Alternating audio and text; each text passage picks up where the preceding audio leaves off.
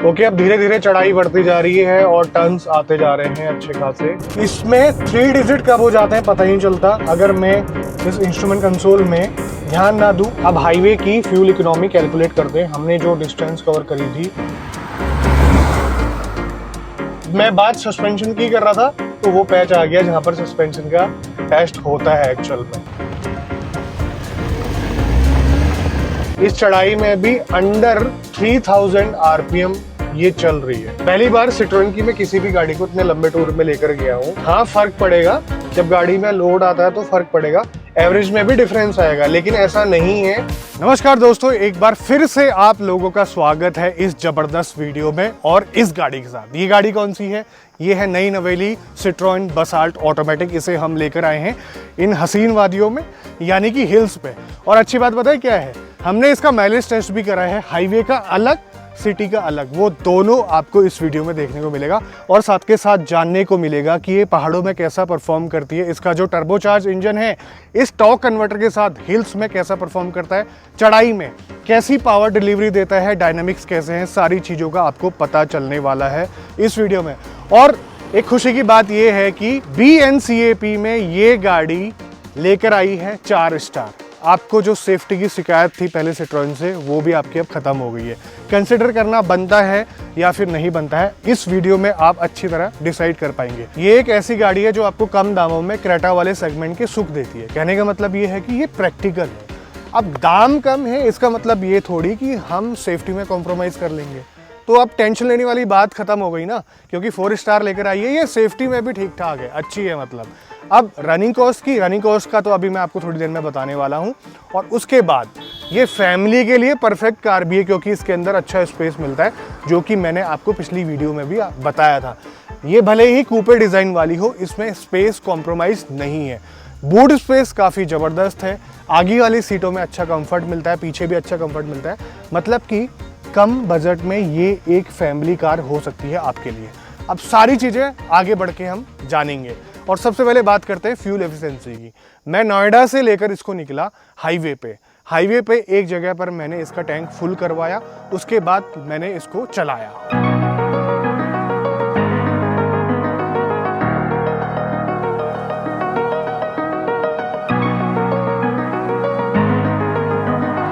तो ट्रिप को मैं कर देता हूँ 0, ये ट्रिप B है, इसको मैंने 0 कर दिया, और ट्रिप A को भी मैं 0 कर देता हूँ।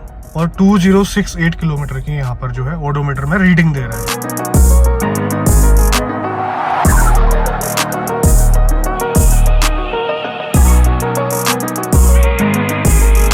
अभी मैं गाड़ी चला रहा हूँ नेशनल हाईवे 9 पे, जो कि उत्तराखंड को कनेक्ट करता है आपका दिल्ली से। और इस रूट में, या फिर आप कह सकते हैं किसी भी लंबे रूट में, मैं सिट्रोएन की गाड़ी को पहली बार लेकर जा रहा हूँ। कोशिश मैं ये कर रहा हूँ कि गाड़ी 90 से 95 के आसपास चले, लेकिन इसमें 3 डिजिट कब हो जाते हैं पता ही नहीं चलता अगर मैं इस इंस्ट्रूमेंट कंसोल में ध्यान ना दूं। मेरी जो गाड़ी है वो 100 क्रॉस कर जा रही है और बिल्कुल भी पता नहीं चल रहा है। और एक कमी इसमें ये है कि क्रूज़ कंट्रोल नहीं लगा सकते, क्योंकि है ही नहीं। क्रूज़ कंट्रोल लगा देता मैं तो आराम से सेम स्पीड पे ये चलते रहती है।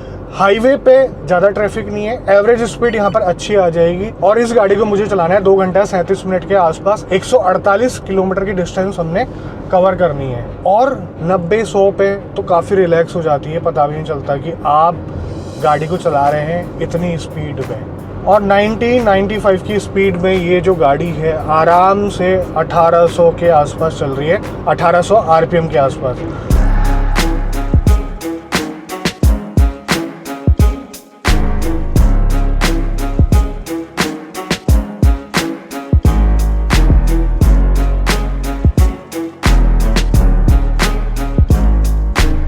करेक्ट 90 किलोमीटर हम चल चुके हैं और जो एवरेज स्पीड है 82 किलोमीटर पर आवर की है। और फ्यूल एफिशिएंसी दिखा रहा है 21 किलोमीटर पर लीटर। अभी तक हाईवे बिल्कुल साफ़ सुथरा था, अब जो है ट्रैफिक हल्का सा बढ़ गया है और हमें जो गाड़ी है थोड़ी सी कम स्पीड में चलानी पड़ रही है, 60-70 के आसपास, क्योंकि बीच बीच में शहर आते रहते हैं, वहाँ पर जो है आपको स्लो करना ही पड़ता है। अब आपको पता ही है कि ये गाड़ी जो है ऑटोमेटिक ट्रांसमिशन है, मेरा कोई कंट्रोल इसमें नहीं है, मुझे बस एक्सीलरेटर पेडल दबाना है और ब्रेक यूज़ करना है। और 90-95 की स्पीड के बाद जो है मैं इसको रोक दे रहा हूँ। और मुझे ये भी लगता है कि इसमें 8-10% की फ्यूल एफिशिएंसी और बढ़ सकती थी अगर इसमें क्रूज़ कंट्रोल होता, क्योंकि कभी कभार ये गाड़ी जो है 100 की स्पीड से ऊपर तक चले जा रही है और कभी जो है नीचे भी आ जा रही है। अब हमेशा मैं इंस्ट्रूमेंट क्लस्टर में देख के तो गाड़ी नहीं चलाऊँगा, तो ये बातें हैं।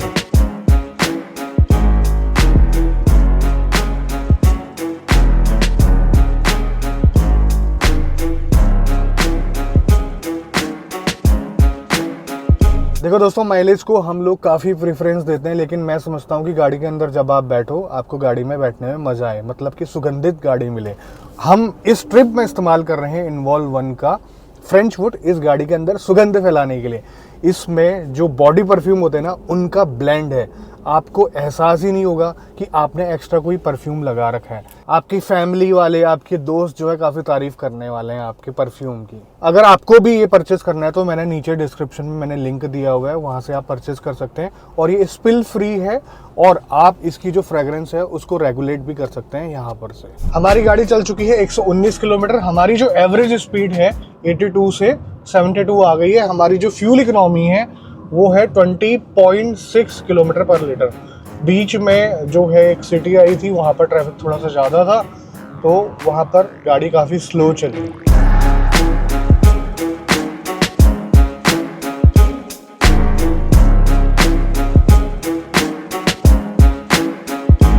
हमने लगभग 161 किलोमीटर के आसपास जो है डिस्टेंस कवर कर दी है। हमारी जो एवरेज स्पीड है वो कम हो गई है, जैसा कि आप देख पा रहे हैं 64 किलोमीटर पर आवर की। बीच में काफ़ी ट्रैफिक मिल गया था, स्टॉप गो वाला ट्रैफिक था, तो जिसकी वजह से एवरेज स्पीड कम हो गई। और यहाँ पर माइलेज शो कर रहा है 19.8 किलोमीटर पर लीटर। थोड़ा सा आगे जो है पेट्रोल पंप है और जनरली वहीं से हम फ्यूल को रिफिल करवाते हैं।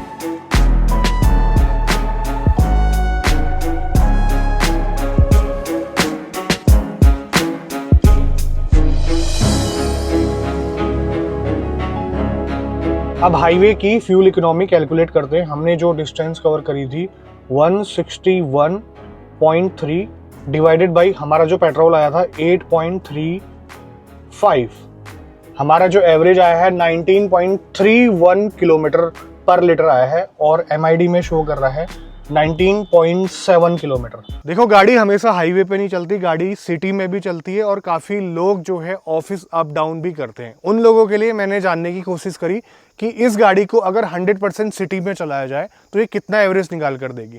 तो जो मैंने टैंक टू टैंक मेजर किया था हाईवे का, उसी टैंक पे मैंने इस गाड़ी को सिटी में चलाया, कंप्लीट सिटी पे। तो हाईवे का एवरेज तो ये निकला। अब हम चलाएंगे इस गाड़ी को सिटी में, सिर्फ सिटी में चलेगी ये गाड़ी। आपको पता चल जाएगा, आपको दिखाते हुए चलाऊंगा मैं। अभी मैं हूँ उत्तराखंड में रुद्रपुर सिटी में हूँ। इस टाइम पे अभी लगभग जो है 4:15 के आसपास हो गया। इस टाइम पे थोड़ा सा जाम बढ़ जाता है, बाकी हम कैमरा तो ऑन करके रखेंगे, आपको पता चल जाएगा एवरेज स्पीड से भी। और गाड़ी ऑटोमेटिक है, हमारे हाथ में कोई कंट्रोल है नहीं। कैमरा एंगल हमने सेट कर दिया है। गाड़ी चली है 229 किलोमीटर और ट्रिप हमने 0 कर दी है। अब चलते हैं सिटी की तरफ।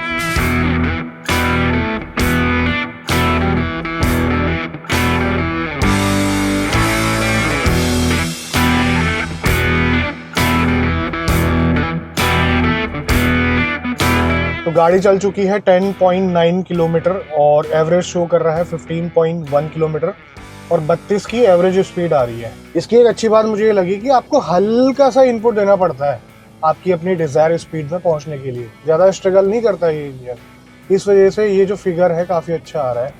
अभी बीच में तो 18 के आसपास भी दिखा रहा था, अब जो है 15 आ गया। हम इस पर नहीं जाएंगे, हम टैंक टू टैंक करने वाले हैं।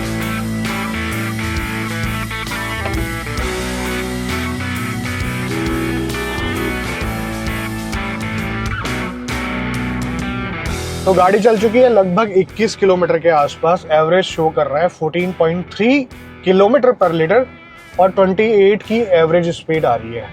और थोड़ा गलियों के अंदर भी गया था मैं इस बार और थोड़ा सा जो है चौराहे पे जाम पे फंस गया था।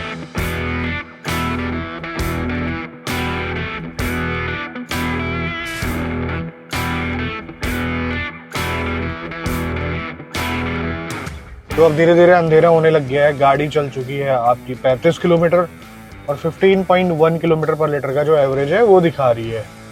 और 32 की एवरेज स्पीड दिखा रही है और लगभग टाइम हो गया है आपका 5:25 और हमने शुरू किया था 4:15 पे, मतलब 1 घंटे से ऊपर हो चुका है। चलाने का तरीका मैं आप लोगों को बता देता हूँ। मैं बिल्कुल भी रैश ड्राइविंग नहीं कर रहा हूँ, गाड़ियों के हिसाब से मेरी स्पीड है। ओवरटेक भी मैं कर रहा हूँ, ऐसा नहीं है कि गाड़ी कोई ज़रूरत से ज़्यादा धीरे चल रही है तो उसको भी ओवरटेक कर रहा हूँ।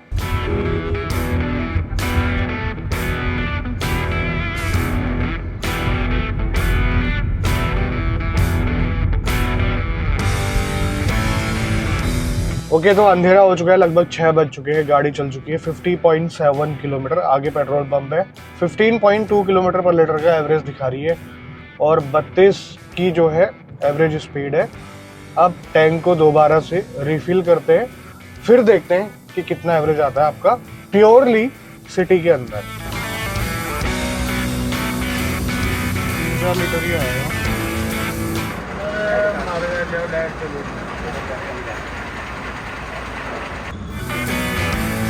ये दूसरे बार की रीडिंग है 187। तो जैसा आपने देखा कि लाइट चली गई थी, 1.7 लीटर उस टाइम पे आया था, फिर दूसरे बार पे 1.87 लीटर आया, टोटल हो गया 3.57। अब हम एवरेज कैलकुलेट करते हैं। गाड़ी टोटल हमारी चली है 51 किलोमीटर, 51.3 डिवाइडेड बाई 3.57 सिटी का एवरेज निकलने वाला है। 14.36 एवरेज आया है सिटी का और MID में दिखा रहा है 15 किलोमीटर पर लीटर के आसपास और एवरेज स्पीड आपकी दिखा रहा है 32 किलोमीटर पर आवर की और 51.3 किलोमीटर चले हैं, हमने आपको बताया। तो माइलेज निकल के आ गया आपका कंप्लीटली सिटी का भी और आपका हाईवे का भी। अब जो माइलेज फिगर मेरा निकल कर आया, ये जरूरी नहीं कि आपका निकल कर आए, ये टोटली डिपेंड करता है कि आपका ड्राइविंग स्टाइल कैसा है, आप कैसे चला रहे हो गाड़ी। मेरा जो तरीका था वो मैंने आपको एक्सप्लेन करा और उस तरीके से कितना निकल सकता है ये आपको पता चल गया। अब आप मुझसे पूछेंगे कि आपको कैसा लगा इसका माइलेज। मैं बोलूंगा जिस हिसाब से ये गाड़ी चलती है, मैं तो इस गाड़ी को फन टू ड्राइव बोलूंगा और उस हिसाब से काफी अच्छा निकाल कर दे रही है एवरेज। तो अब चलिए अब हिल्स में गाड़ी को चलाकर देखते हैं और देखते हैं कैसा परफॉर्म करती है वहां। तो इस ट्रिप को मैं पहले रीसेट कर देता हूँ। रीसेट कर दिया, हम देखेंगे कि कितना एवरेज आ रहा है। आपको पता चल गया है कि इसकी जो MID है वो लगभग टैंक टू टैंक के काफी क्लोज रहती है। तो चलाते हैं इसको, डाल देते हैं इसको डी मोड में और ये रास्ता आपको पता ही है, हमने काफी गाड़ियां यहाँ पर टेस्ट करी है। चढ़ाई बहुत ज्यादा है और साथ के साथ इसमें रोड काफी नैरो है और टर्न काफी खतरनाक है। अब देखते हैं ये कैसा परफॉर्म करती है। टॉर्क कन्वर्टर 6 स्पीड, लॉन्चिंग के टाइम पे कोई भी दिक्कत नहीं हुई। ओके अब धीरे धीरे चढ़ाई बढ़ती जा रही है और टर्न्स आते जा रहे हैं अच्छे खासे और ये बड़े प्यार से चढ़ती जा रही है। ये जो गियर बॉक्स है ना, इंजन को स्ट्रेस नहीं दे रहा है बिल्कुल भी और इंजन भी काफी कैपेबल है। 1.2 लीटर का 3 सिलेंडर टर्बोचार्ज पेट्रोल इंजन। हम 2 लोग बैठे हुए हैं अभी गाड़ी में और यहाँ पर जो है बड़े प्यार से चल रही है। ऐसा नहीं है कि हाई RPM पे रख रहा है, RPM भी काफी लो है। ये चढ़ाई चढ़ रही है और ज्यादा हाई RPM नहीं है। अगर मैं इसको एकदम पुश करूं,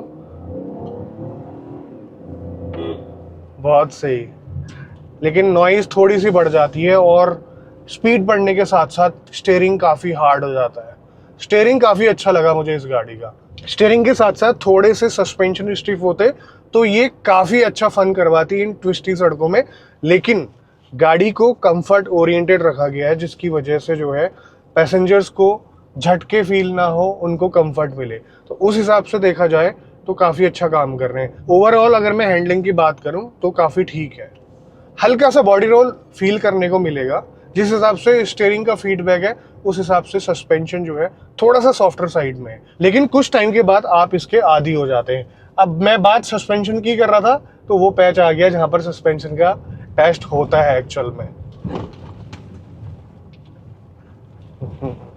बेहतरीन राइड क्वालिटी और RPM देखो ना। अब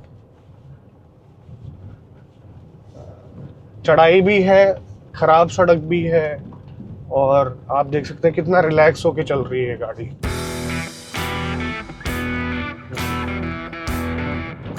और राइड क्वालिटी में कोई भी कंप्लेन नहीं, काफी अच्छी राइड क्वालिटी। बहुत बढ़िया सस्पेंशन।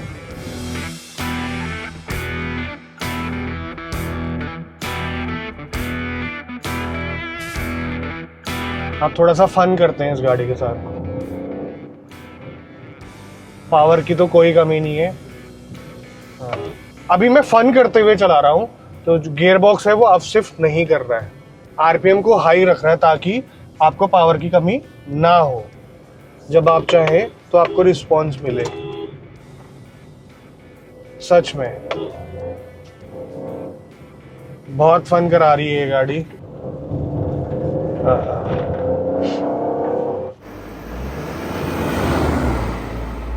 इंजन की जो क्यूबिक कैपेसिटी है 1.2 लीटर की है, टर्बोचार्ज है, लेकिन जब तक टर्बो स्पूल अप नहीं होता तब तक पावर नहीं मिलती। तो हल्का सा चढ़ाई के टाइम पे वो चीज़ आपको फील करने को मिलेगी, लेकिन ये जो गियर बॉक्स है काफ़ी स्मार्ट है, गाड़ी को पावर जोन में रखने की कोशिश करता है। जब आप फन करते हैं गाड़ी के साथ तो ये अपशिफ्ट काफ़ी लेट करता है। अब जैसे यहाँ पर चढ़ाई आई, इसने थोड़ा सा टाइम लगा दिया डाउन शिफ्ट करने में।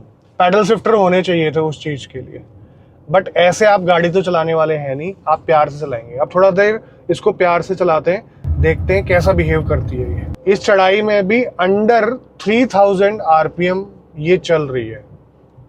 ये देखिए, फिर अब शिफ्ट कर दिया और 2000 के नीचे है गाड़ी चढ़ाई में। तो मेरा कहने का मतलब ये है कि हिल्स में भी ये आपको डिसअपॉइंट नहीं करने वाली, बिल्कुल भी आपको उल्टा फन करवाएगी। ये ऑटोमेटिक है, उसके बावजूद भी आपको अच्छा लगेगा इसको चलाने में, क्योंकि कंट्रोल तो आपके हाथ में है नहीं। मैनुअल होती तो कंट्रोल आपके हाथ में होता, आप जैसे भी चलाना चाहते तो चला सकते थे, लेकिन ये ऐसा नहीं है।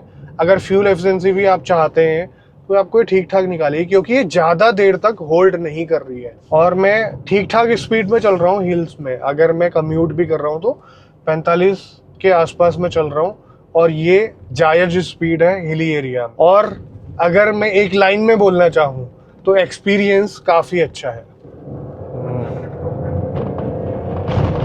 बहुत ज़बरदस्त परफॉर्मेंस, बहुत सही यार।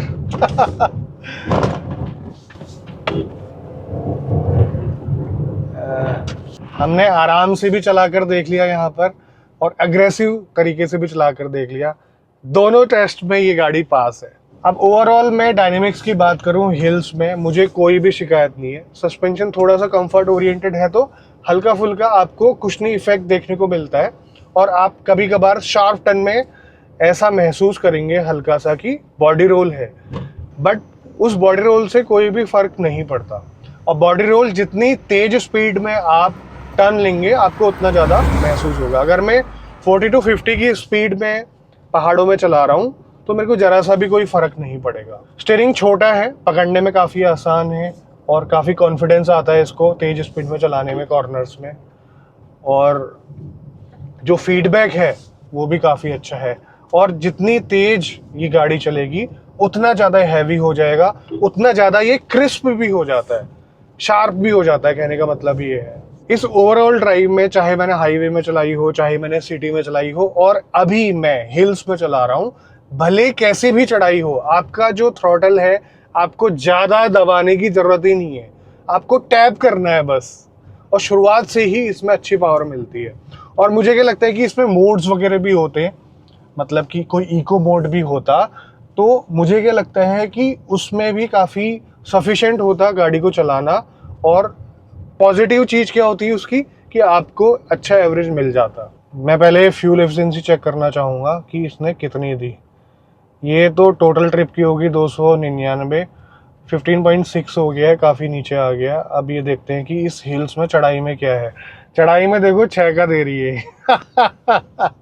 जैसे मैं गाड़ी चला रहा हूँ, मैं इस गाड़ी को एक बार जो है फुल लोड के साथ चला चुका हूँ सिटी में और थोड़ा बहुत हाईवे पे, और कुछ ज़्यादा फर्क नहीं पड़ा। इंजन का जो बिहेवियर था उसमें कुछ ज़्यादा चेंजेस नहीं आई। पावर डिलीवरी अच्छी थी, 0 to 100 उसमें भी अच्छे टाइम पे कवर कर ले रही थी।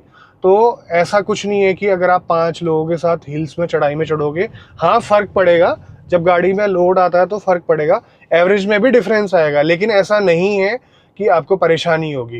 ये इंजन बहुत पावरफुल है और काफ़ी कैपेबल है। इंजन का एक नेगेटिव मुझे क्या लगा, जब आप स्टॉप गो ट्रैफिक में गाड़ी चलाते हैं और आपका एसी चला होता है तो ये वाइब्रेशन बहुत करता है, फ्लोर में भी वाइब्रेशन होती है। एसी का कंप्रेसर जब ऑन होता है ऑफ होता है आपको फील होगा, लेकिन इसमें अच्छी इंसुलेशन करके उसकी जो नॉइज है इंजन की जो केबिन के अंदर आती है उसको कंट्रोल किया जा सकता था। अब बात कर लेते हैं इस टॉर्क कन्वर्टर की। गियर शिफ्टिंग काफ़ी स्मूथ है इसकी, चाहे आप हाईवे में चला रहे हो या फिर आप हिल्स में चला रहे हो, सिटी में चला रहे हो भले ही। अब जैसे ये चढ़ाई आ रही है, चढ़ाई में भी जो है काफ़ी स्मूथ शिफ्टिंग है इसकी। अगर मैं हार्ड प्रेस करता हूँ, हार्ड प्रेस करने पे भी जो शिफ्टिंग है स्मूथ है, जर्क फ्री। तो ये काफ़ी अच्छी बात है, काफ़ी अच्छी ट्यूनिंग कर रखी है गियर बॉक्स प्लस इस इंजन की। देखो सिट्रोन की खास बात ये है कि ड्राइवेबिलिटी के मामले में ये पीछे नहीं हटते, भले फीचर्स में ये कंजूसी कर ले। अब देखो यार 16 लाख के आसपास की ये गाड़ी है on the road, top of the line variant है, इसमें क्रूज कंट्रोल नहीं मिलता, ये काफ़ी दुख की बात है। तो देखो इस गाड़ी को मैंने काफ़ी अच्छी तरीके से चला लिया और सारी चीज़ें आपके सामने हैं, आपको सब कुछ मैंने शेयर करा, चाहे वो माइलेज हो, हिल्स में इसकी ड्राइवेबिलिटी हो, हाईवे में कैसे चलती है, वो मैंने आपको पिछली वीडियो में भी काफ़ी कुछ इनपुट दिए थे। अब आप मुझसे पूछेंगे क्या ये गाड़ी लेने लायक है, मैं आपसे बोलूँगा अगर आपका बजट कम है तो बिल्कुल लेने लायक है, लेकिन अगर आपकी सिटी में इसकी डीलरशिप अवेलेबल नहीं है, सर्विस सेंटर अवेलेबल नहीं है, तो वो डिसीजन आपका होगा। उसमें आपने अपनी समझदारी दिखानी है कि आप 300 किलोमीटर दूर गाड़ी की सर्विस करवाने जाओगे या फिर अपने घर के बाजू वाले सर्विस स्टेशन में अपनी गाड़ी की सर्विस करवाने जाओगे। तो ये चीज़ें हैं, मार्केट में प्रेजेंस नहीं है इतनी ज़्यादा, हर सिटी में अवेलेबल नहीं है सिट्रोन की डीलरशिप, तो ये देखना पड़ेगा आपको। उसके अलावा गाड़ी में कोई कमी नहीं है, जो गाड़ी में होना चाहिए वो है इस गाड़ी में, बट कहीं ना कहीं 16.5 लाख रुपए मैं दे रहा हूँ तो मुझे कुछ फीचर्स भी चाहिए होंगे, जैसे पुश स्टार्ट बटन तो एटलीस्ट होना चाहिए, बार बार चाबी घुमाना अब अच्छा नहीं लगता। उसके साथ साथ क्रूज कंट्रोल भी काफ़ी ज़रूरी है। आपको कमी क्रूज कंट्रोल की कब खलेगी, जब आप सिटी में गाड़ी नहीं चला रहे होंगे, जब आप हाईवे में चला रहे होंगे। सबसे अच्छी बात मुझे इस गाड़ी की पता है क्या लगी, कम बजट में आपको ड्राइवेबिलिटी, कंफर्ट, स्पेस तो मिल रहा है, साथ के साथ सेफ गाड़ी भी मिल रही है, जो कि काफ़ी अच्छी बात है। इस सेगमेंट में बहुत कम सेफ गाड़ियाँ हैं, ठीक है, ये ऑप्शन आपके पास अब है। उम्मीद करता हूँ कि मेरी सारी बातें आपको समझ में आई होंगी, इस गाड़ी के बारे में आपको क्लैरिटी मिली होगी। आज के वीडियो में बस इतना ही, मिलते हैं बहुत जल्द आपसे एक नई वीडियो में, तब तक के लिए बाय बाय, ख्याल रखिए अपना, भारत माता की जय।